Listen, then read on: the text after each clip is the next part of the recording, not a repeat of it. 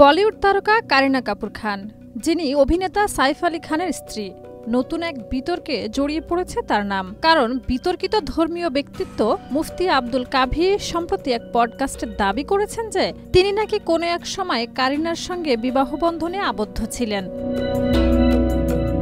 মুফতি কাভি, যিনি প্রায়ই কোনো অস্বাভাবিক আচরণ ও বক্তব্যের কারণে আলোচনায় থাকেন, পডকাস্টে বলেছিলেন 1990-এর দশকে তার ও কারিনার মধ্যে নাকি বিয়ে হয়েছিল। তিনি আরও দাবি করেন ধর্মীয় বিধান অনুযায়ী কোনো ধর্মগ্রন্থে বিশ্বাসী হিন্দু ব্যক্তির সঙ্গে বিবাহ বৈধ হতে পারে। তার কথায় 1996 সালের দিকে তাদের পরিচয় হয় এবং তখন কারিনার বয়স ছিল আনুমানিক 21 থেকে 23 বছর। তাদের নাকি সম্পর্ক চলেছিল 1999 সাল পর্যন্ত। পরবর্তীতে কারিনার সাইফ আলী খানের সঙ্গে বিয়েকেও তিনি হালাল ঘোষণা করার জন্য ভারতীয় ধর্মগুরুদের সমর্থনের কথা উল্লেখ করেন।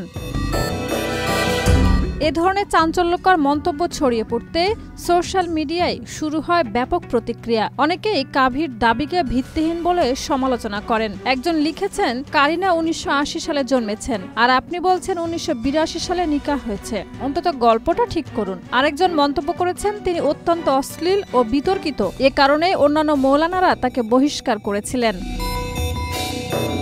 নেটিজেনদের অনেকেই প্রশ্ন তুলেছেন তার দাবি, ধর্মীয় ব্যাখ্যা ও একটি সুপরিচিত বলিউড অভিনেত্রীর সঙ্গে তার কথিত বিবাহ সম্পর্কিত বক্তব্যের উপর। পডকাস্টে মুফতি কাভি তার ব্যক্তিগত জীবন, যুবককালের ঘটনা, দুবাইয়ের ব্যবসায়ীদের সঙ্গে যোগাযোগ, বিভিন্ন ভারতীয় অভিনেত্রীর সঙ্গে পরিচয় এবং বলিউডের আরও কয়েকজন তারকার সম্পর্কে উত্তেজক মন্তব্য করেন। এমনকি ঐশ্বরিয়া রায় সম্পর্কেও আগ্রহ প্রকাশ করেন তিনি।